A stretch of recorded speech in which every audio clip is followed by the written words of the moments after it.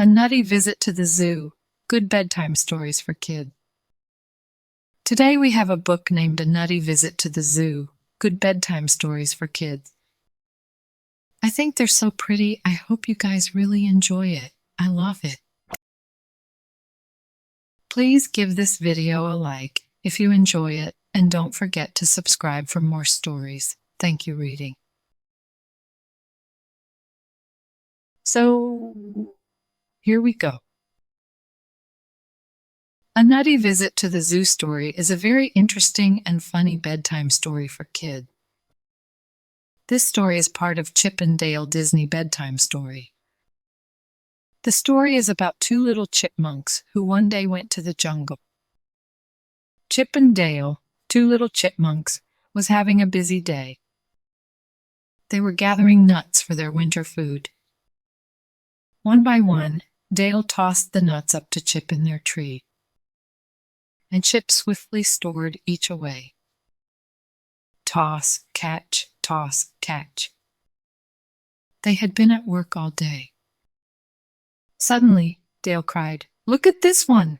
and he threw up yet another nut. Chip took a look at the nut that sailed up. It was long and strangely shaped. "Open it," said Dale, scrambling up the tree. So Chip snapped it open. The shell was paper thin. Inside was not one nut, but two. "Let's try them," said Chip. So they each ate one. And how good those peanuts did taste! "Let's find some more of these," said Dale. "Okay," said Chip, so away they went, racing up and down their tree and other nearby trees. They searched high and low for more peanuts, but they couldn't find a single one. Then Chip and Dale climbed up a high brick wall that stood near their tree. Beyond the wall was a zoo. There were lots of big animals behind the fences. And outside the fences were people tossing peanuts to the animals. "Look at that!" cried Chip. "Let's go," said Dale. But where should they go first? The monkeys looked too lively. They caught every peanut that was thrown to them. The bears looked too brawny and rather fierce. And no one threw any peanuts to the camels or lions or tigers, which was probably just as well. "How about this?" asked Dale when they came to the seals' pool. The seals looked friendly, sitting on their rocks, and they were clapping their flippers as if they had just had a treat. "I'll tree it," sighed Chip. So he scrambled up on the rocks beside the seals. "Boot install of tossing crispy peanuts. The Zucker throw him this fish." That was enough of the seals for Chip no doll. They're wandering on, feeling rather sad. The elephant, if they were. The elephant study there, big and so low, in what seemed like this sexy of peanut.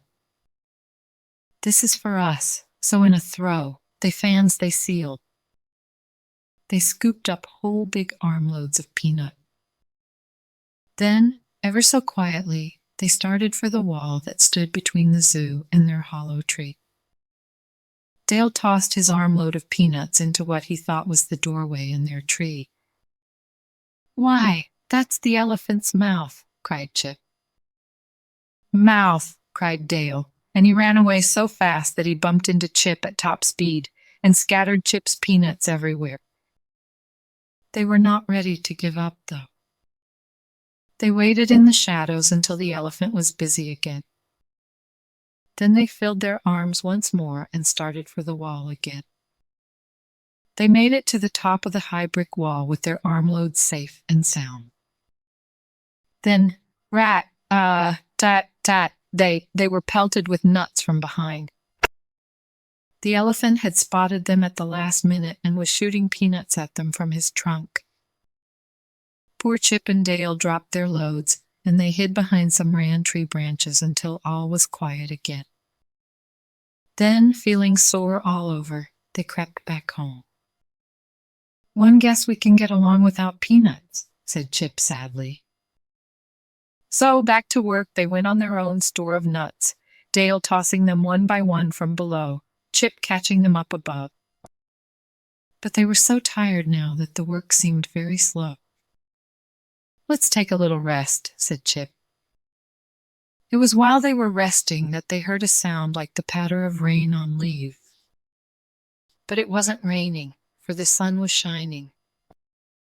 The elephant was peeking over the wall. He felt sorry for Chip and Dale. So with the zookeeper on his head to help aim, the elephant was squirting a year's supply of peanuts into Chip and Dale's hollow tree. In every scene, those chipmunks, Chip, No Dale, and the elephant in the zoo are now the very best of friends. Just think of that. The end. Good job, friends. Thank you so much for reading with me. Bye, I'll see you next time.